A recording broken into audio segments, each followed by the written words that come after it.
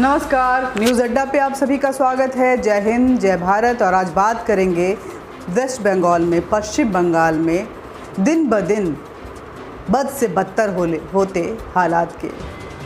हिंदुओं को वहाँ पलायन के लिए मजबूर कर दिया गया है।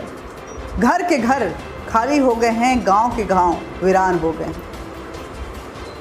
कोर्ट के आदेश पर जब NHRC की team, national human right commission की टीम जब वेस्ट बंगाल में अपनी रिपोर्ट तैयार करने के लिए पहुंची, जांच पड़ताल के लिए पहुंची, तो उनके साथ क्या व्यवहार हुआ, पहले इस वीडियो को देखिए कि किस तरह से उनको खदेड़ खदेड़ के हथियारों के साथ उनको भगाया जा रहा है। लोकल पुलिस उनके सुरक्षा में वहाँ पे नहीं आई है। पहले इस वीडियो को देखिए, फिर आगे बात करेंगे।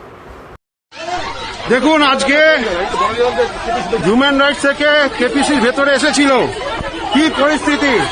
হিউম্যান রাইটসে যারা প্রতিনিধি তাদেরকে মারধর করার জন্য এসছে এবং লোকাল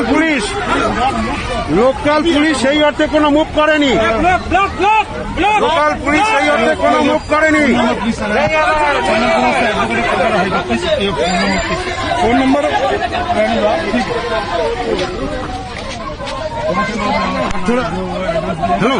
हेलो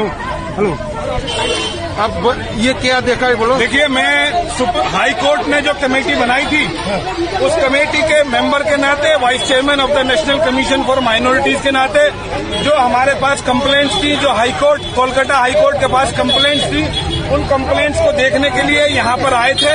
हमने यहाँ पाया कि 40 से ज्यादा घर ऐसे हैं जो डिस्ट्रॉय हो गए हैं, जो यहाँ नहीं रहते। कुछ गुंडों ने हम पर भी अटैक करा, पुलिस पर भी अटैक करा, हमें मारने की कोशिश करी, हमें भगाने की कोशिश करी। ये हाल हमारे साथ है, तो एक आम सामान्य आदमी के साथ क्या होगा। लोकल पुलिस को ऑलरेडी इन्फॉर्म करा, लोकल DM को इन्फॉर्म करा, लोकल पुलिस को इन्फॉर्म करा, no one is present here. ये बहुत ही मेरे साथ अगर पुलिस नहीं आके खड़ी होगी तो आम पब्लिक के साथ कहां से आकर खड़ी होगी। ये बड़ा अफसोस की बात है। एक बार देखिए, आप इन्हें दिखाइए कैसे मुझे मारने के लिए, ये सब मुझे मारने के लिए उतावले हो रहे हैं। ये देख लीजिए आप, ये बिल्कुल मुझे मारने के लिए तैयार खड़े हैं। एक बार देखिए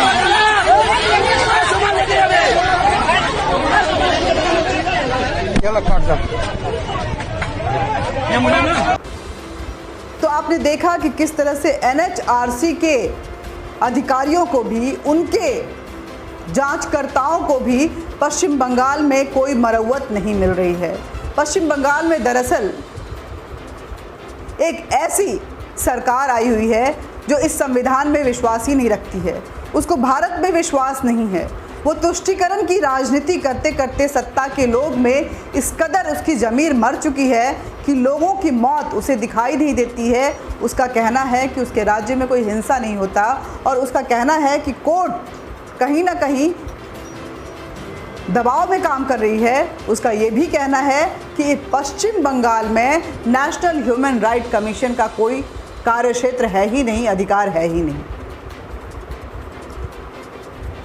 लेकिन आपको बता दें कि जब भी मानव अधिकारों की हनन की बात आती है, नेशनल ह्यूमन राइट कमीशन वहाँ के चीफ को भी तलब कर सकता है, वहाँ जाके जांच पड़ताल भी कर सकता है, और अपने रिपोर्ट के बिना पे वहाँ पे किसी हद तक की कार्रवाई के आदेश भी दे सकता है। आप देखिए किस तरह से नेशनल ह्यूमन राइट के कमीशन के जो अधिकारी हैं वो किस तरह से लाचार नज़र आ रहे हैं। उन्होंने, आपने देखा होगा अभी वीडियो में कि उन्होंने कहा कि यहाँ अगर हमारे साथ ये इस तरह के सलूक हो रहे हैं तो जो आम आदमी हैं उनको किस तरह की यातनाओं का सामना करना पड़ रहा होगा, ये हम समझ सकते हैं। हमने लोकल पुलिस से, लोकल प्रशासन से और सरकार से अपील की ताकि हम गाँवों में जा सकें और सुरक्षित और निष्पक्ष तरीके से अपनी जांच पड़ताल कर सके।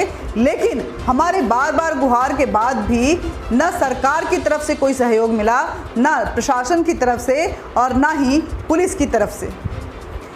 पैरामिलिट्री फोर्स हमारे साथ ज़रूर है, लेकिन आप देखिए कि किस तरह से उनको भी खदेड़ खदेड़ के भगाया जा रहा है।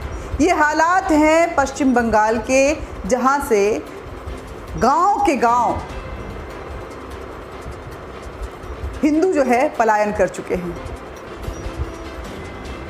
टीएमसी के कार्यकर्ता के नाम पे वहाँ पे रोहिंग्या और बॉर्डर से आए मुसलमान जो हैं और कुछ इस देश के मुसलमान भी इस कदर गदर मचाए हुए हैं कि वहाँ पे किसी का सांस लेना दुश्वार हो गया है। पश्चिम बंगाल में अगर कोई भगवा लहराता है तो ये उनके लिए मौत का अल्टीमेटम होता है। इसका मतलब ये है कि आपने भगवा झंडा हाथ में उठाया, आप अपनी मौत को दावत दे रहे हैं। पश्चिम बंगाल में अगर टीएमसी से इधर कोई चलने की कोशिश करता है तो उसका कत्ल कर दिया जाता है, महिलाओं का रेप कर दिया जाता है। 60 साल की महिलाओं, 14 साल की बच्चियों, किसी को भी नहीं बख्शा जा रहा है। और ममता बनर्जी, जिनका नाम तो ममता है लेकिन उनके हृदय में कहीं भी ममता दिखाई नहीं दे रहा है। उनको ये हिंसा नज़र नहीं आता है। उनका बयान आता है कि ऐसी कोई हिंसा हमारे यहाँ हुई ही नहीं है। लेकिन जो वीडियो सामने आ रहे हैं, जो तथ्य सामने आ रहे हैं, वो बेहद खौफनाक हैं और दहलाने वाले हैं।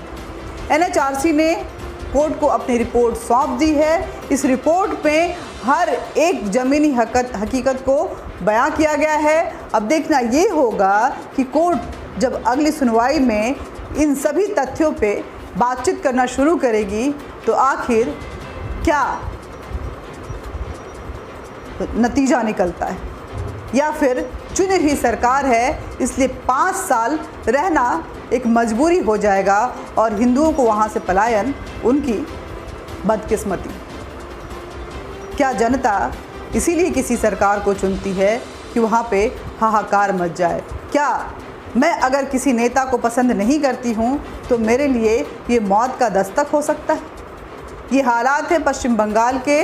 मेरी गुजारिश है केंद्र सरकार से, गृह मंत्रालय से, पश्चिम बंगाल में हिंदुओं की सुरक्षा के लिए कड़े कदम उठाए जाएं। जहां भी ये अधिकारों का हनन हो रहा है उन पे सख्ती के साथ कार्रवाई की जाए और अगर ज़रूरत पड़े तो पश्चिम बंगाल में राष्ट्रपति शासन भी लागू किया जाए, क्योंकि पश्चिम बंगाल में हिंदुओं को ही नहीं बल्कि पश्चिम बंगाल को बचाना भी हमारी सरकार का, गृह मंत्रालय का ये नैतिक कर्तव्य है। नमस्कार। मिलते रहेंगे, बातचीत भी होती रहेगी, लेकिन वीडियो को सब्सक्राइब ज़रूर कीजिए, लाइक कीजिए, ज़्यादा से ज़्यादा शेयर कीजिए। ये पश्चिम बंगाल के हालात हर किसी तक पहुंचना बेहद ज़रूरी है, क्योंकि आपने देखा कि किस तरह से 70% पे 30% भारी पड़ा और आज उनको इस तरह से खदेड़ रहा है कि वो पलायन को मजबूर हैं। जो लोग नहीं भाग रहे हैं उनको अपनी जान गंवानी पड़ रही है। वहाँ पे या तो आप मुसलमान हो जाओ या फिर टीएमसी के कार्यकर्ता हो जाओ, वरना आपके लिए पश्चिम बंगाल में कोई जगह नहीं है। ये ज़मीनी हकीकत हर किसी के पास पहुँचनी चाहिए, इसलिए आप इस वीडियो को ज़्यादा से ज़्यादा शेयर करें, क्योंकि मेन स्ट्रीम मीडिया ये नहीं दिखाएगी। वहाँ पे डिबेट तो होगा मगर लोगों के हालात, जो ग्राउंड जीरो रिपोर्ट होती है, वो नहीं बताया जाएगा। वहाँ पे लॉबियों में बटे हुए पत्रकार तो नज़र आएंगे, जो कभी रवीश कुमार के चेहरे के तौर पे, कभी राजदीप के चेहरे के तौर पे, कभी संदीप चौधरी के चेहरे के तौर पे, कभी अजीत अंजुम और पता नहीं कितने, जो मोदी सरकार को, प्रधानमंत्री मोदी को गाली देते हुए, उनको चोर बताते हुए तो नजर आएंगे। लेकिन पश्चिम बंगाल की मुख्यमंत्री किस तरह से हिंदुओं का कत्लेआम कर रही हैं ये आपको कभी नहीं दिखाएंगे।